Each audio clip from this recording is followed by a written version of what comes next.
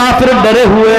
हजरत साद की जबान से ये जुमला निकल गया, आए काफिरो आज तैयार हो जाओ, तुम्हें मारा जाएगा। आए काफिरो तैयार हो जाओ मरने और कटने के लिए। तुमने हमें मारा, तुमने हमें मक्के से निकाला, हमारी जमीन और जायदाद से हमें बेदखल किया, हमारे बच्चों को तुमने कत्ल किया, तुमने बहुत जुल्म किए। आज इंतकाम के लिए तैयार हो जाओ। जिन्होंने हमारे बच्चों को मारा, हमारे बड़ों को मारा, आज हम उनको भी कत्ल करेंगे। तैयार हो जाओ कत्ल होने के लिए। हजरत साद की जबान से जुमला निकल गया, अल यौम यौमुल मलहमा, आज का दिन तो टुकड़े टुकड़े कर देने का दिन है। मलहमा लहम से बनाए, आज का दिन तो गोश्त के टुकड़े टुकड़े कर देने का दिन है। आज का दिन तो बोटियां बोटियां कर देने का दिन है। आज का दिन तो मारने और काटने का दिन है। अरे काफिरो आज हम तुम्हें काटेंगे। अल्लाह के नबी दूसरी तरफ बैठे हैं, वो कहते हैं नहीं नहीं, अरे काफिरो तुम्हें डरने की जरूरत नहीं है, साद गलत बोल रहे हैं। आज का दिन कोई टुकड़े टुकड़े कर देने का दिन नहीं है। आज का दिन किसी को कत्ल कर देने का दिन नहीं है। आज हम किसी को नहीं मारेंगे, बल अल यौम यौमुल मरहमा, आज का दिन तो रहमो करम का दिन है। आज का दिन तो आंसू पर गुजरी का दिन है। आज का दिन तो एक दूसरे को माफ करने का दिन है। आज का दिन तो एक दूसरे को गले लगाने का दिन है। नहीं नहीं, तुम बेफिक्र रहो, तुम इसी मसले में रहोगे, तुम्हें कोई नहीं मारेगा। हाँ, लेकिन अपने जुर्मों की माफी मांग लो। मुझे पता चलना चाहिए कि किसने क्या जुल्म किया था, क्या जुर्म किया था। आओ आओ मुझसे माफी मांगो, मैं तुम सबको माफ करने के लिए तैयार हूं। एक आया, मैंने ये जुर्म किया, आपने कहा जाओ मैंने तुम्हें माफ कर दिया। दूसरा, मैंने फला को कत्ल किया, जाओ मैंने तुम्हें भी माफ किया। एक और शख्स आता है, आपने कहा तुमने क्या किया, कहने लगा मोहम्मद अगर न सुने तो बेहतर होगा। नहीं नहीं, मुझे बताओ, आज मैं सुनना चाहता हूं। कहा आय अल्लाह के नबी, आपकी बेटी ज़ैनब ऊँटनी पर सवार थी, उनके पेट में हमल था, आप मदीने में थे और आपके दामाद अली आपकी बेटी को मदीने की तरफ लेकर जा रहे थे। बेटी ज़ैनब के पेट में बच्चा था, मैंने तीर ऊँटनी को मारकर जख्मी करना चाहा, लेकिन गलती से वो तीर ज़ैनब के पेट में लग गया था। ज़ैनब का पेट फट गया था, उसके पेट का बच्चा जमीन पर गिर गया था। और इसी हाल में अली अपनी साली को, आपकी बेटी ज़ैनब को मदीने लाए। पेट का बच्चा जाया हो चुका था। जब ज़ैनब को होश आया और उसको पता चला कि मेरे पेट का बच्चा न रहा, तो आपकी बेटी ज़ैनब इस सदमे को बर्दाश्त न कर सकी, उनका इंतकाल हो गया। अल्लाह के नबी, मैं आपकी बेटी ज़ैनब का कातिल हूं। अल्लाह के नबी की आंखों में आंसू आ गए। फरमाया हिबार, मेरी बेटी की याद दिला दिया आज तूने। मैंने ही अपने इन हाथों में अपनी बेटी को दम तोड़ते हुए देखा है। मैंने इन हाथों में अपनी बेटी को लिया और उसकी आखिरी सांसें इसी हाल में निकली कि उसको सदमा था कि मेरे पेट का बच्चा जाया हो गया। लेकिन आए हिबार, मैं वादा कर चुका हूं कि किसी से कोई बदला नहीं लिया जाएगा। ओ मेरी बेटी के कातिल, ओ मेरी बेटी ज़ैनब के कातिल, जा आए हिबार, जा जा हिबार, मैंने तुझको भी माफ कर दिया। आए हिबार, मैंने तेरा खून भी बख्श दिया। आए हिबार, जा मेरी आंखों के सामने से हट जा, मैंने तुझे भी छोड़ दिया। उसी महफिल में माफी मांगने वाली एक औरत आती है, नाम है उसका हिंदा। कहती है अल्लाह के नबी, आप तो मुझे जानते ही हैं। आपने कहा तुम हिंदा हो? हाँ। आए हिंदा, तेरा जुर्म तो बहुत बड़ा है। मेरे चचा हमजा का तूने पेट फाड़ा। मेरे चचा हमजा के कत्ल के बाद तूने उसकी नाक काटी, तूने उसका कान काटा, तूने मेरे चचा हमजा की जबान काटी और इन तीनों में धागा डालकर तूने उसका हार बनाकर अपने गले में पहना। मेरी चचा की लाश पर तूने मुसला किया। तूने मेरे चचा हमजा की जबान काटी, नाक काटी, कान काटा और उसका हार बनाकर अपने गले में पहना। इस पर भी तेरा कलेजा ठंडा न हुआ तो तूने मेरे चचा का पेट फाड़ा, पेट से कलेजा निकाला, उस कलेजे को काटा और अपने दांतों से नोचा और उस कलेजे को तूने दांतों से चबाया। जब तेरे दिल ने उसको हलक के अंदर, पेट के अंदर ले जाना गवारा न किया तो अपने दांतों से कच्चा चबाकर तूने जमीन के ऊपर थूक दिया। अरे हिंदा, तूने मेरे चचा के साथ इतना भयानक और खतरनाक सुलूक किया, लेकिन मैं आज तुझसे भी बदला न लूंगा। अरे हिंदा जा, मैंने तुझे भी माफ कर दिया।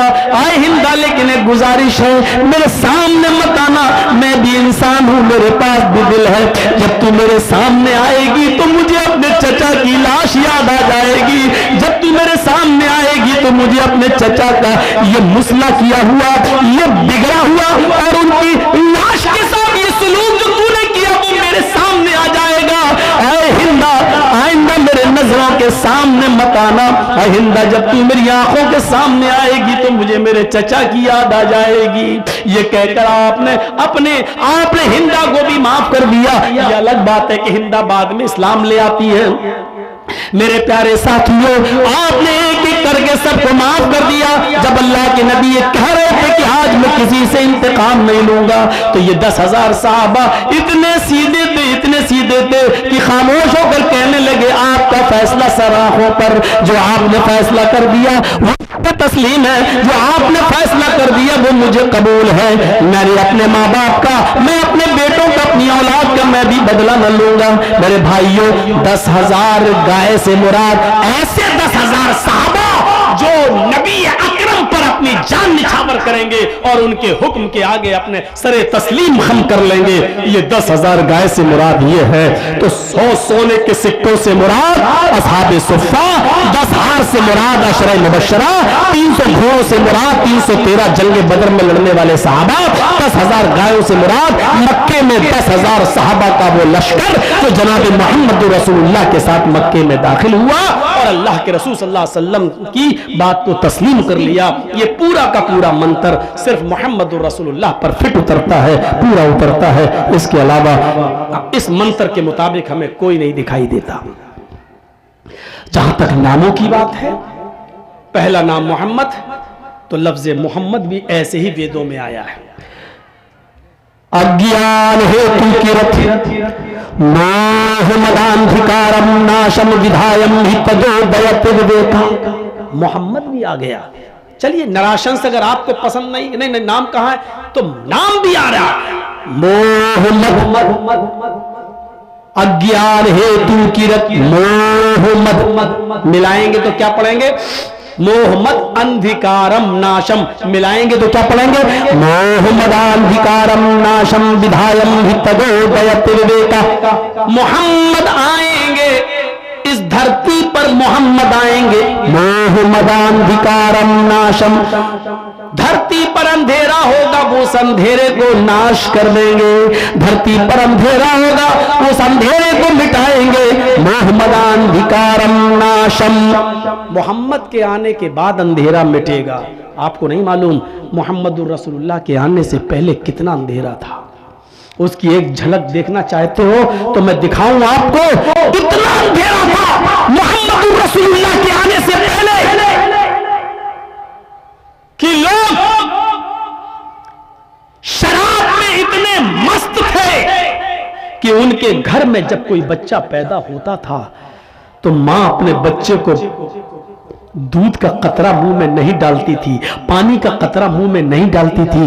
बच्चा मां के पेट से बाहर आता था तो शराब के कतरे और शराब की बूंदें उस बच्चे के मुंह में डाली जाती थी और इस पर फख्र किया जाता था कि मैंने अपने बच्चे को पैदा होने के बाद शराब के कतरे पिलाए। उनकी घुट्टों में शराब रची और बसी हुई थी। जुआ इतना ज्यादा खेला जाता था कि जुए में रकम हार जाते थे तो मकान लगा दिया करते थे, और मकान जुए में हार जाते थे तो बीवी जुए में लगा दिया करते थे।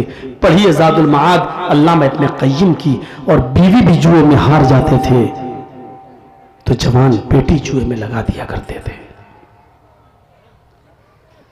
ज़िनाकारी उरूज पर थी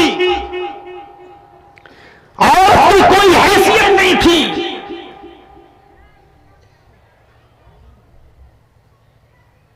बच्ची के पैदा होने के बाद जालिम बाप 4 साल तक बच्ची को अपने घर में पालता था, 4 साल तक पोसता था, बड़ा करता था, और 4 साल की हो जाने के बाद बीवी से कहता था कि बच्ची अब 4 साल की हो गई है, अब इसको हम दफन करेंगे। मां को हुक्म देता था बीवी को नहलाओ धुलाओ। मां रोते हुए अपनी बच्ची को नहलाती थी, कपड़े पहनाती थी। जालिम और शकीउल कल्ब बाप बेटी की उंगली पकड़ के कहता चलो मेले में। नए कपड़े पहनाए जाते थे और जंगल की तरफ बाप लेके चलता था, जहां पहले से गड्ढा खोदा वह तैयार होता था, और उस गड्ढे के पास ले जाकर कहता था कि बेटी जरा इस गड्ढे में झांक कर देखो, तुम्हारी मां तुम्हें नजर आएंगी। बच्ची जंगल में अपनी मां का चेहरा देखने के लिए उस गड्ढे में झांकती।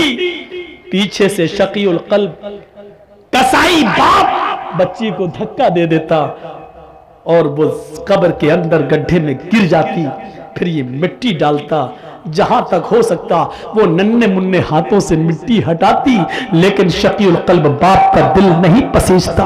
वो चीखती चिल्लाती, लेकिन इसका दिल मौन नहीं होता, पूरा का पूरा मिट्टी से पाट देता और उस वक्त तक कब्र के पास, गड्ढे के पास खड़ा रहता, जब तक उस बच्ची की आखिरी सांस नहीं निकल जाती और वो रो रो कर मर नहीं जाती, तब तक वो नहीं आता।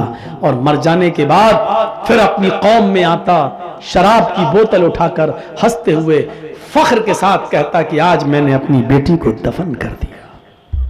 इससे ज्यादा शकीउल कल्बी क्या होगी, इससे ज्यादा अंधकार क्या होगा, इससे ज्यादा अंधेरा क्या होगा। आज भी बच्चे मारे जाते हैं मां के पेट में। अल्ट्रासाउंड पर चेक कराया गया, बताया लड़की है। साहब 3 लड़कियां पहले से, चौथी भी लड़की। नहीं साहब एबॉर्शन करा दो। लिखा है हॉस्पिटल में, यहां भ्रूण की लिंग की जांच नहीं की जाती है, यह अपराध है।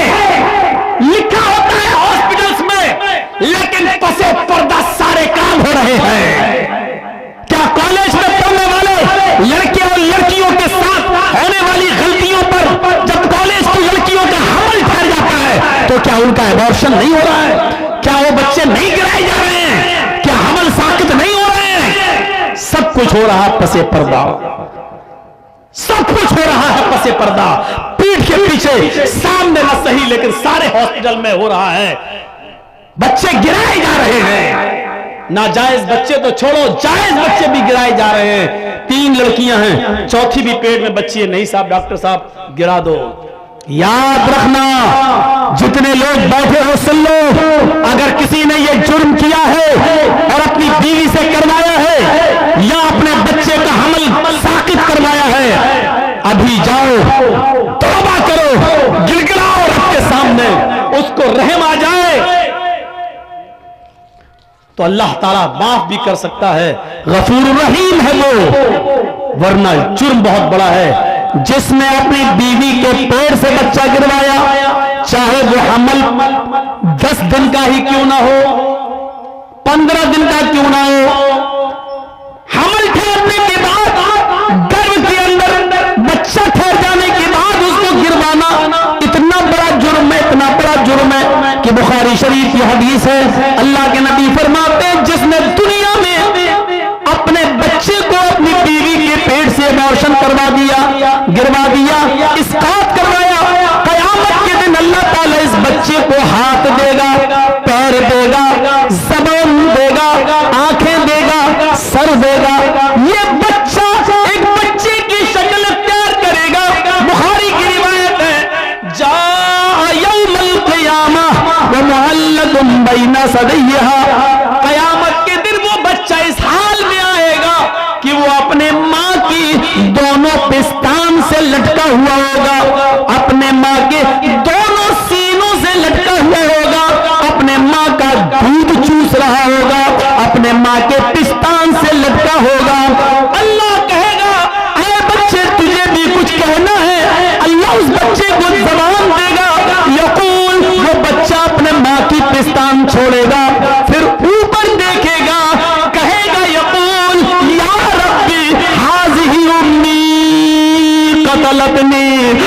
अल्लाह ये मेरी माँ है जिसके पिस्तान से मैं लटका हूँ, अल्लाह ये मेरी माँ है जिसका मैं दूध पी रहा हूँ, अल्लाह ये मेरी माँ है जिसके सीने से आज मैं लगा हूँ, अल्लाह ये मेरी माँ है जिसने दुनिया में मुझे मार डाला था, अल्लाह ये मेरी माँ है जिसने दुनिया में मुझे कत्ल कर दिया था, अल्लाह ये मेरी माँ है जिसने दुनिया में मुझे जीने नहीं दिया, मुझे दुनिया में आने नहीं दिया, अल्लाह ये मेरी माँ है जिसने दुनिया में मुझे भुला दिया था, मेरा कत्ल कर दिया था, मेरा मर्डर कर दिया था, अल्लाह ये दुनिया में मेरी न हुई, आज आखिरत में तू इसका मत बन, आज आखिरत में तू इसका मत हो, अल्लाह तू मेरी माँ को जहन्नम में डाल दे, अल्लाह मेरी माँ को जहन्नम में फेंक दे, मेरी माँ से मुझे कोई हमदर्दी नहीं है, ये दुनिया में मेरी न हुई, आज तू इसका न हो। कयामत के दिन ये बच्चा अपनी माँ को जहन्नम में ले जाएगा। अल्लाह रब्बुल आलमीन इस बच्चे को तो नहीं, लेकिन उसकी माँ को अपने बच्चे, इस बच्चे के कहने पर जहन्नम में डाल देगा। जिस माँ ने दुनिया में रोशन करा के अपने बच्चे को गिराया है, तुम अपने हलाल बच्चे गिरा देती हो, अपने शौहर के बच्चे गिरा देती हो, सिर्फ इसलिए कि वो लड़की है। इस्लाम ने तो हराम औलाद को भी गिराने की इजाजत नहीं दी है। उस वाक़े को नहीं पढ़ा जो अल्लाह के रसूल के पास एक औरत आती है और कहती है इन्नी कद असब्तुल हद या रसूल अल्लाह, अल्लाह के नबी मैं हद को पहुंच चुकी हूं और मुझे पाक कर दो।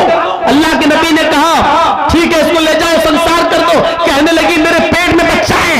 आपने कहा फिर तुझे अभी संसार नहीं किया जाएगा, जाओ जब बच्चा पैदा हो जाए तब आना। बच्चे को लेकर आएगा, अब तो पैदा हो चुका है। आपने कहा इस बच्चे के होठों में तेरा दूध लगा हुआ है, मतलब इस बच्चे को तेरे दूध की जरूरत है, जब तक वो तेरा दूध पिएगा तुझे कत्ल नहीं किया जाएगा, जब वो तेरा दूध छोड़ दे और रोटी खाने लगे तब तुझे कत्ल किया जाएगा। इस्लाम तो हराम औलाद गिराने की इजाजत नहीं देता, तुम तो अपने हलाल औलाद गिरा देती हो। कयामत के दिन ये औरतें बहुत सख्त अजाब में मुब्तला होंगी जिन्होंने दुनिया में अपने बच्चों को गिरवाया है। हमल ठहरने के बाद चाहे वो एक दिन का ही क्यों ना हो, हमल ठहर गया, रिपोर्ट में आ गया कि हमल ठहर गया, अब आप बच्चे को नहीं गिरा सकते, एबॉर्शन नहीं करा सकते हैं। वो अलग बात है कि कोई मुसीबत हो जाए और माँ या बच्चे में से किसी एक को बचाना पड़े, तो ऐसी सूरत में तो फिर माँ की जान बचाई जाएगी। वो मजबूरी की एक अलग कंडीशन है, लेकिन बगैर किसी मजबूरी के सिर्फ इसलिए कि 3-4 बेटियां पहले से, ये चौथी भी मेरी बेटी, हम जहेज कहां से लाएंगे, नहीं गिरा दो, अब नहीं चाहिए मुझे, सिर्फ इसलिए गिरा देती हो तो आजाब की मुस्तहिक होगी, आजाब की मुस्तहिक। तो मेरे भाइयों हमें बचना चाहिए। ये अंधेरा था अरब के अंदर कि लड़कियों को जिंदा दफन कर दिया जाता था। शादी जानते हो कैसे होती थी? शादियों का रवाज बहुत बुरा था। एक लड़का किसी लड़की से शादी करके लाता था। पढ़िए बुखारी किताबुन निकाह, जमाने जाहिलियत की निकाह पर नजर डालिए। एक लड़का किसी लड़की को निकाह करके लाता था, लेकिन उसके साथ रात सोता नहीं था, जिसको हमारी जबान में बोला जाता है शबे जुफाफ नहीं मनाता था, और जिसको हमारी आम भाषा में बोला जाता है सुहाग रात, वो लड़का अपनी बीवी के साथ नहीं मनाता था। शादी करके लाया, विदा करके लाया, रुखसती करके लाया, घर में लाया, लेकिन नहीं मिलता था, बल्कि वो लड़का, वो पति, वो दूल्हा अपनी बीवी को अपने दोस्त के हवाले कर देता था और कहता था कि लो जाओ तुम इसके साथ और इसकी शर्मगाह हासिल करो, यानी इसके साथ जिना करो। और जब उसके दोस्त से ये बीवी हामिला हो जाती थी, ये लड़की हामिला हो जाती थी, तब पता चलता था हामिला हो गई, तब ये असली पति जाता था और अपने दोस्त से अपनी बीवी को लेकर आता था। और ऐसा इसलिए किया जाता था ताकि बच्चा नेक पैदा हो। बताइए, उनके यहां नेक बच्चा पैदा होने का यह तसव्वुर था कि जब तक शौहर शादी के बाद अपनी बीवी को किसी दोस्त के बिस्तर पे न भेज दे और उससे हमल न ठहर जाए, तब तक इस बीवी को अपनी बीवी की तरह नहीं अपनाया जा सकता है, उससे मिला नहीं जा सकता है। और ये उस समाज में इसलिए ऐसा किया जाता हो कि इससे बच्चा शरीफ पैदा हो, तो वहां की शराफत आप समझ सकते हैं। जैसे हमारे मुल्क में एक धर्म ऐसा भी है जिसके बड़े बड़े गुरु नंगे रहते हैं, मार्केट में नंगे घूमते हैं और औरतें उनके पीछे पीछे घूमती हैं। और एक जगह जब वो बाबा बैठ जाता है तो उसके ऊपर सर पे दूध डालती हैं।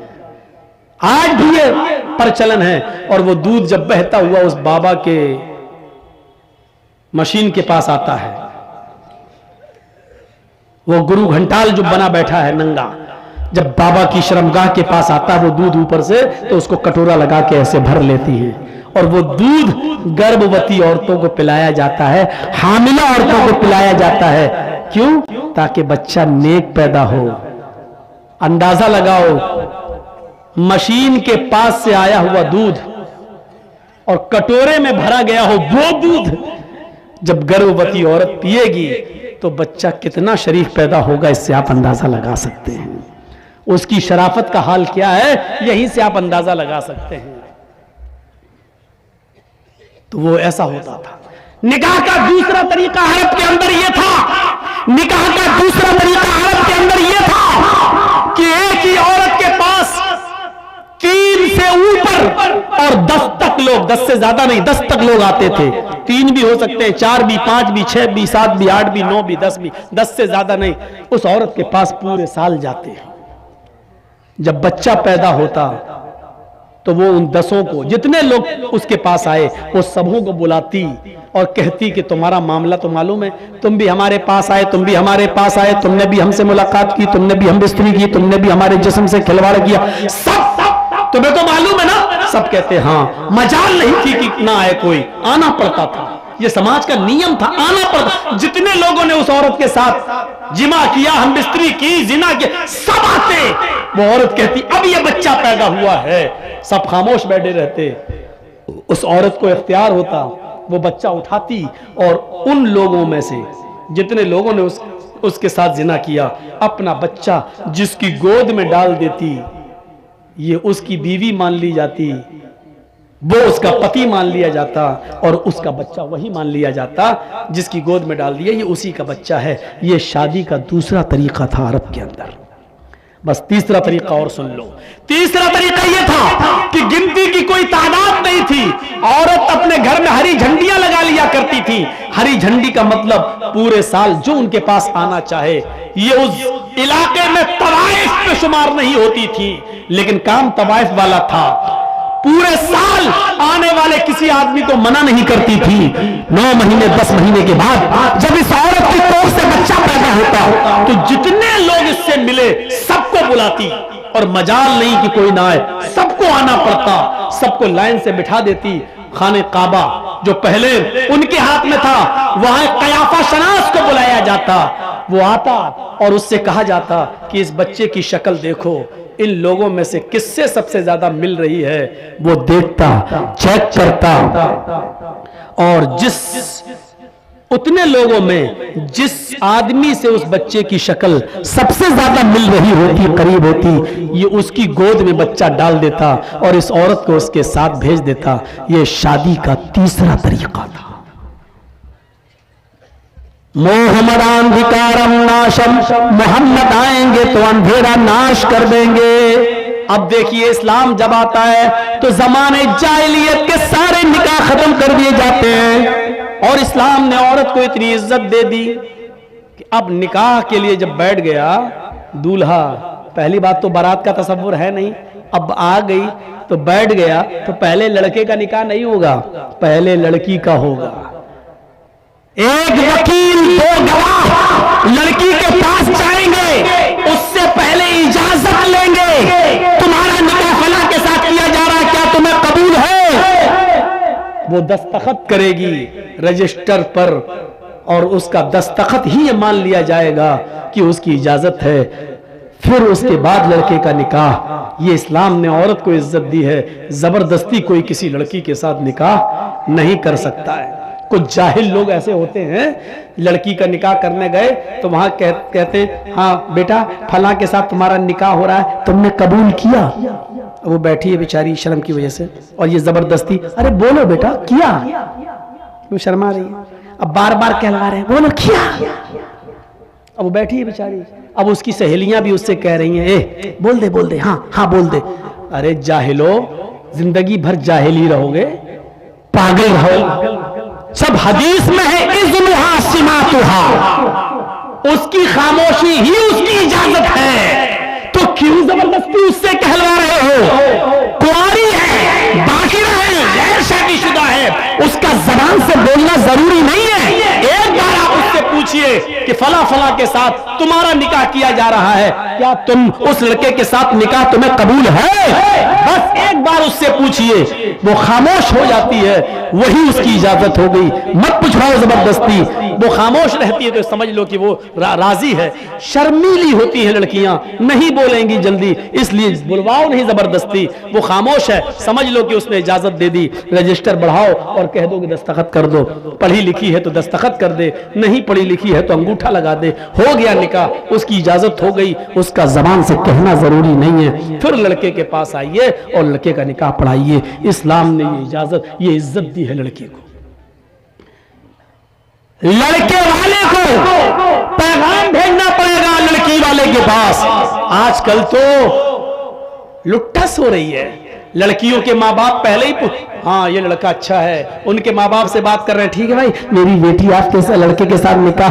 लड़कियां वाले आज जा रहे हैं, जबकि लड़की वालों को हम ठीक है जा रहे हैं, मैं मना नहीं कर रहा हूं, इजाजत है, जा सकते हैं, लेकिन इस्लाम लड़के वालों को हुक्म देता है कि वो लड़की के इससे रिश्ता मांगे, लड़की के माँ बाप के पास जाएं, उनसे लड़की तलब करें। इज़ा खतब इलैकुम मन तर्ज़ौना दीनहु व खुलक़हु। आए लड़कियों के माँ बाप, लड़कियों वालों, जब तुम्हारे पास किसी लड़के का पैगाम निकाह के लिए आए, तुम्हारी बेटी से शादी के लिए आए और उस लड़के का अखलाक तुम्हें पसंद हो, उस लड़के की दीनदारी तुम्हें पसंद हो, फज़व्विजूह, तो अपनी बेटी का निकाह उस लड़के के साथ कर दो। इनकार मत करो। अगर नमाजी है, रोजदार है, बाअखलाक है, कमाता है, आपकी बेटी को खिलाने पिलाने की ताकत रखता है, बस इतना देख लो। अगर उसकी दीनदारी, उसका अखलाक तुम्हें पसंद आ जाए तो अपनी बेटी का निकाह उसके साथ कर दो। उस दीनदार लड़के का पैगाम ठुकराओ मत, उसको अपने घर से मायूस मत जाने दो, अपनी बेटी का निकाह उस लड़के के साथ कर दो। अगर दीनदार लड़के के साथ तुमने अपनी बेटी का निकाह नहीं किया, इल्लम तफअलूहु तकुन फितनतुन फिल अर्ज़ व फसादुन अरीज़। अगर नमाजी और दीनदार लड़के की आंखों से आंसू बह गए, उसका पैगाम तुमने ठुकरा दिया और लड़की का अपनी बेटी का निकाह उसके साथ नहीं किया और उसके रिश्ते को अगर भगा दिया या नहीं किया, तो जमीन में फितना फैल जाएगा। इल्लम तफअलूहु तकुन फितनतुन फिल अर्ज़, तो जमीन में फितना देखोगे, व फसादुन अरीज़, और लंबा चौड़ा फसाद। आज देख लो तलाकों की कितनी नौबतें हैं, क्योंकि हमने जेंटलमैन देखा है, हीरो देखा है, जमीन जायदाद वाला देखा है, दीनदार नहीं देखा है। सुप्रीम कोर्ट का बयान है कि सबसे ज्यादा हमारे यहां तलाक के केस पेंडिंग में पड़े हुए हैं, तलाक के केस पेंडिंग में पड़े हुए हैं, और तलाक के केस 3 करोड़ की तादाद में हैं। तलाक के केस कितने हैं सुप्रीम कोर्ट में? सुप्रीम कोर्ट ने कहा 3 करोड़ तलाक के केस पेंडिंग में हैं, और इन 3 करोड़ तलाकों में 2 करोड़ से ज्यादा सिर्फ मुसलमानों के केस हैं। सिर्फ मुस्लिम औरतें और मुस्लिम मर्दों के केस हैं जो सुप्रीम कोर्ट में पेंडिंग पड़े हुए हैं। आप आइडिया लगा सकते हैं, मुसलमानों की तादाद तो हिंदुस्तान में इतनी ज्यादा नहीं है, सब मिलाकर 3 करोड़ तलाक के केस पेंडिंग में, और 3 करोड़ में 2 करोड़ से ज्यादा सिर्फ मुसलमानों के केस। इससे आप अंदाजा लगाइए कि मुसलमानों ने दीनदारी देखना शुरू नहीं किया है, दीनदारी को देखना छोड़ दिया है। चाहे लड़के वाले हो, लड़की में दीनदारी नहीं देख रहे हैं, लड़की वाले लड़कों में दीनदारी नहीं देख रहे हैं, इसलिए तलाकों पर नौबतें आ रही हैं, जो हमारे लिए बहुत बड़ा अलमिया है और दर्द सर है। इसको हमारे समाज और सोसाइटी को सोचना पड़ेगा और देखना पड़ेगा। तो मेरे प्यारे साथियों, अल्लाह के नबी का नाम मोहम्मद भी आ गया, अंधेरे को नाश करेंगे, और आपने अंधेरे को नाश कर दिया। मुझे बोलते हुए पूरा 2 घंटा हो गया है, मैं आपसे रुखसत होता हूं। रुखसत होने से पहले इल्तिजा करता हूं, मैं 2 मिनट ऐसे स्टेज पर बैठूंगा। 2 मिनट में आप इस इदारे का जो ताउन मेरे हाथ में करना चाहें आप कर दें। अगर आप चाहते हैं कि जर्जी साहब से मुसाफा कर लें तो आप आइए, जो भी देना चाहें आप दें, ज्यादा से ज्यादा इस इदारे का ताउन फरमा दें, ताकि मुझे लगे कि मेरी बात भी आप